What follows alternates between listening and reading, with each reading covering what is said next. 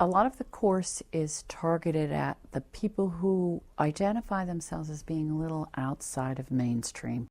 So it's people who commonly don't feel comfortable in schools, sometimes in the regular mainstream community. And so this allows them to come together with other families who might be in the same boat and share that together. So they get a bit of unity from that, and in the end feel less outside of things. So that's one of the major benefits I think we see.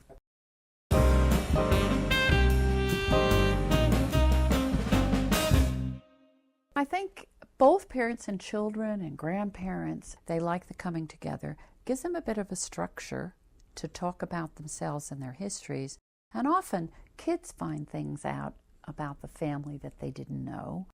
And parents feel more comfortable that they're sharing some of their culture and they're passing some things on.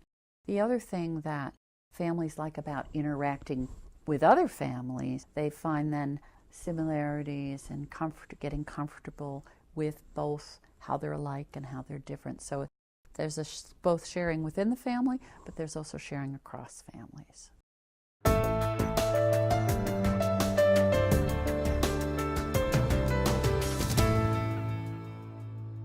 In this family portfolio, we might have parents and children, but we also might have grandparents, uncles and aunts, substitute parents or sit-in parents or whoever they might be. The activities that we do are intergenerational, and the family portfolio course actually structures in collaboration with those people what would be appropriate for the parents doing and also the kids doing. So there's discussion periods, there's activities, and all those provide that sort of support between the generations, but are also appropriate for each of them, depending on what they're able to do. For example, if we were doing an embroidery activity, we might have parents actually doing the embroidery because that was part of their culture, but kids might do paint-on embroidery. So similar experiences, but not asking them to deal with more than would be their skill levels. What the children learn is often about aspects of their culture or language or history that they didn't know before. And that then is a real awakening for them. They get excited about that and they find out things that they never knew. And parents feel excited because they are now communicating their culture, which they are often in fear of losing. Mainstream community society is good, but I don't want to lose my language and culture either. These families often feel anxious about that, and this way it's making them feel my kids are learning some of that, of who we were and not just who we are right now.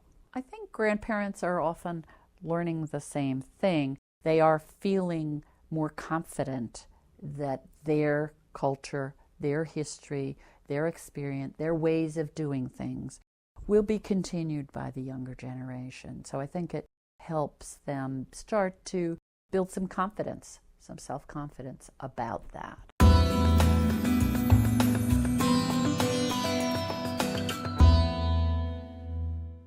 Because part of the course actually helps them make some plans for the future. It isn't just looking at the past, but it's who we were, who we are, and what are we going to be from now on.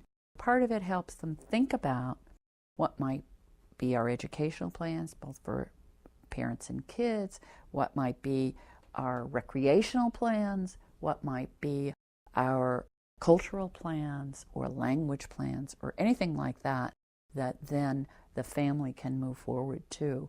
Sometimes families at the end of this begin to think that they could go back to school. Parents could go back to education. They could get some training. They could be ready to do a more traditional portfolio or go back to adult education.